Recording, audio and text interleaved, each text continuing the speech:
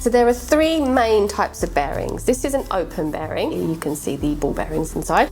This is a shielded bearing, so these you can pop off if you want to clean them. This is a closed bearing, which means you can get the shield off, but it's not going back on again. You cannot oil these easily.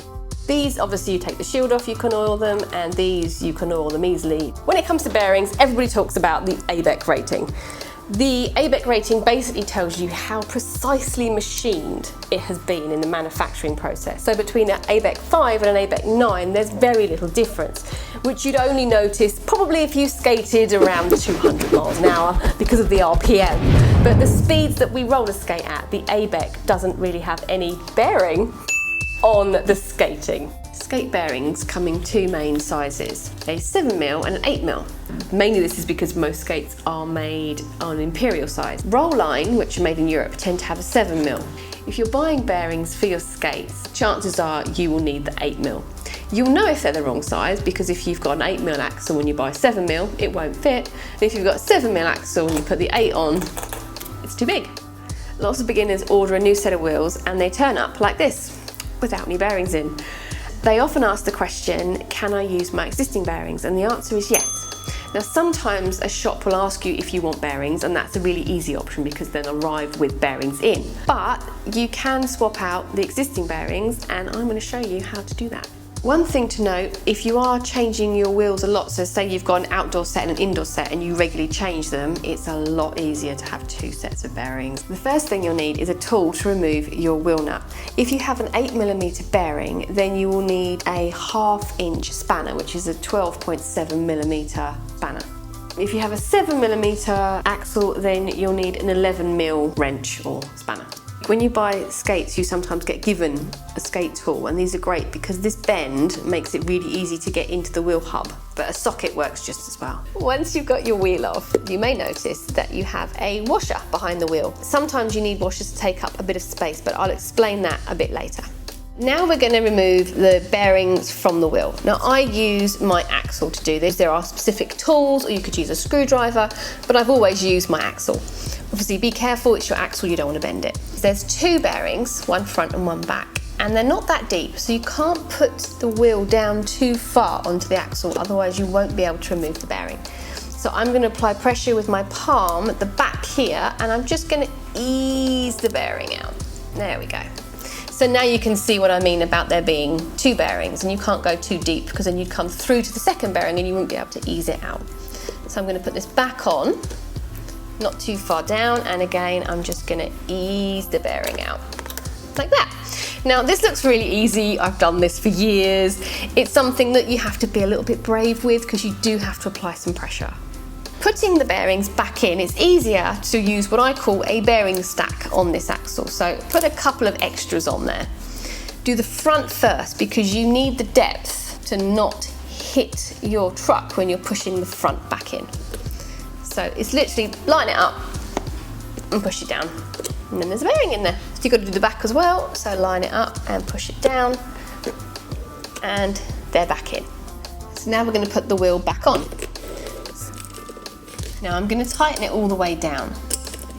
What sometimes happens is when you tighten the nut all the way down, you still have a bit of movement. So in order to deal with this, this is where our washer comes back.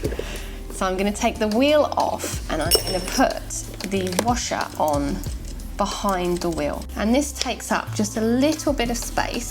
So now my wheel should tighten all the way down. So I'm going to tighten that nut all the way down.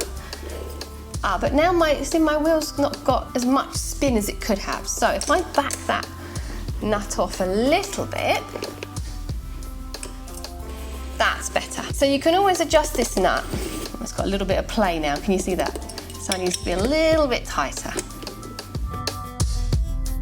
There we go. We can't talk about bearings without mentioning the spacer. So for about 90% of skaters, they're completely unnecessary. You only worry about spacers if you want the absolute optimum performance from your equipment. As a beginner, if one falls out of your wheel when you're taking your wheel apart, don't worry about it. Don't put them back in, no problem at all. This wheel has a spacer in it. You can hear it and you can see it there as well. There's one type of wheel that absolutely 100% needs a spacer, and that is a light up wheel, because the spacer creates the energy for the LEDs in the wheel. So this spacer needs to go in the middle. Now it's magnetic, so it will want to just sit in there.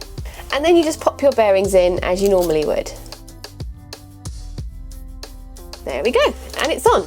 Now it's not actually lighting up yet because it needs the nut to help create the friction. So let's pop the nut back on. Now there's a little bit of a sweet spot with these light up wheels.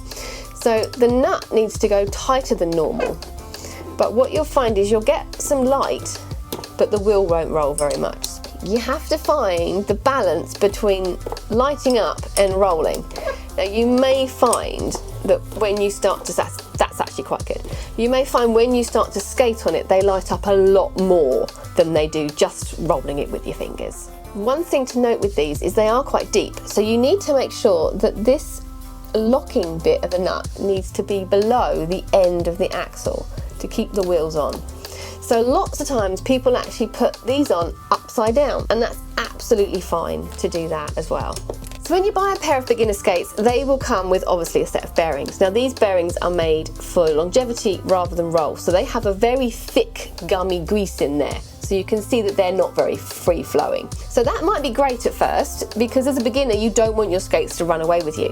But once you get more confident, you might find that simply changing out your bearings will make a huge difference. So you can visit your local skate shop, or you can just buy a set of bearings on Amazon for a very reasonable price. You don't need to spend a lot of money, and they do make quite a difference. If I show you the difference in the roll, this one is a lot freer, and that will really help you to cruise and to get rolling as you get better.